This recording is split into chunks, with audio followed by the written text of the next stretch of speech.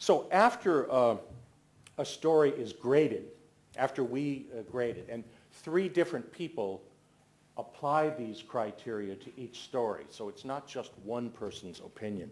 After a story is graded, we send an email to the person who wrote it. So if Vladimir wrote the story, he will get an email saying, "Dear Vladimir, your story has been graded, and here's where you can go on the internet to see our evaluation." So this gives the journalist an opportunity to understand what could have been done to improve the quality of their reporting. And the hope is that some of this will be applied to subsequent stories. Change the slide, please. And I should say that this was not our original idea. Americans are very good about stealing other people's ideas. This was not theft, however. The originator was the Australian site Media Doctor, which was then closely followed about the same time that we began by a Media Doctor Canada website, and a very new entry is a Media Doctor Hong Kong site. All 4 of us, Australia, Canada, Hong Kong, and the US, take a very similar approach with these criteria. So we're doing almost the same thing every day. And think about the power of pooling, combining this database. 3 predominantly English-speaking countries, all doing the same thing every day in looking at the work of their country's health journalism. We now have a database of more than 2,500 stories. We each have published our findings separately, but we need to combine our data and publish this together. Next slide, please. Now, here is the evidence of that disgraceful daily drumbeat that journalist Don Bartlett talked about. About 70% of the stories, so after 3 years, almost 900 stories, about 70% of them failed to adequately tell the audience how much these wonderful new ideas cost. And about 70% failed to explain how big or how small are the potential benefits, and how big or how small are the potential harms. This is a terrible indictment, if you ask me, of the state of U.S. health journalism. So, next slide, please, Vladimir. What we call this, in an American colloquialism, this is like a kid in the candy store view of U.S. healthcare, where, Vladimir, everything looks terrific, everything looks risk-free, and everything appears to be free and without a price tag. And nothing could be further from the truth. So many of the stories read more like advertising than like news.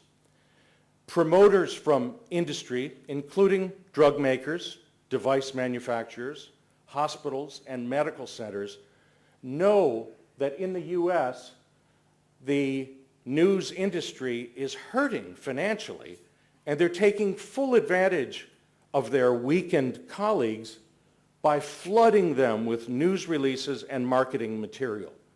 So with U.S. newsrooms cutting back on staff, there is more of a tendency to use unfiltered publicity material from a vested interest.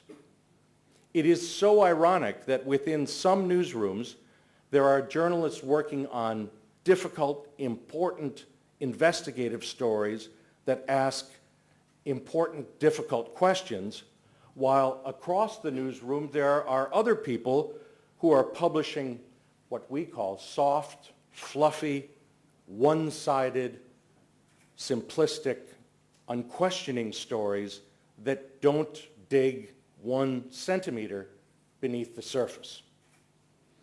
Then back 1 slide, please. Add to the fact that the amount of money being spent by drug companies on direct-to-consumer drug advertising more than tripled between 1997 and 2005, growing from $1.3 billion to $4.2 billion since restrictions governing drug ads were relaxed by the U.S. Food and Drug Administration. So here's the picture. Every day in America, newspapers, websites, television, and radio churn out new stories for us about new stuff in healthcare, new drugs, new devices, new scanning machines, new dietary approaches, new surgical procedures. Every night on primetime television, direct-to-consumer drug ads, which are only allowed in the US and in New Zealand. Don't you wish you could see this all the time?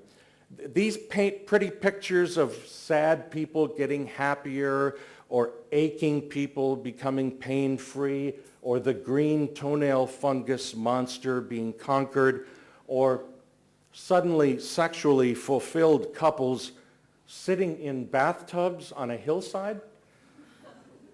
We all do that, don't we? Many of the claims for all of this new healthcare stuff are, to be kind, simply too good to be true. It's like a powerful fire hose flooding consumers every day when all they want and need is a tiny sip of useful healthcare information to help them navigate the very complex U.S. healthcare system or lack of a system. Trying to get a drink from a fire hose is both pointless and dangerous. Many news organizations live and die by what is published in medical journals each week.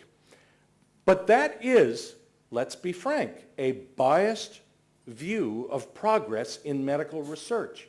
It is well known that there is a publication bias in favor of positive findings. So has the practice of drug companies to squelch negative findings so that they're never submitted for publication.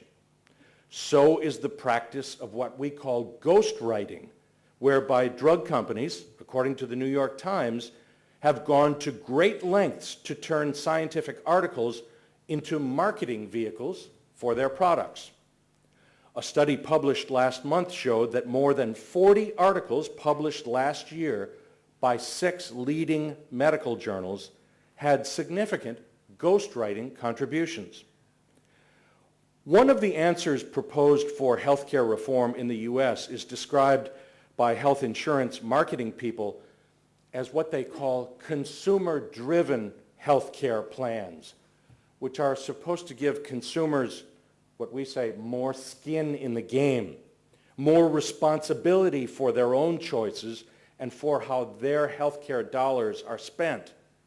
But much of that push is indeed just marketing, since the information tools to help consumers, to put consumers in the driver's seat, have not been adequately developed or refined.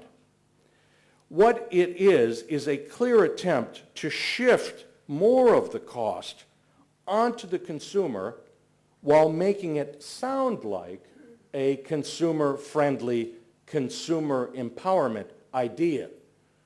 For it to be genuine, it must rely on sophisticated information and communication tools for consumers which do not yet exist.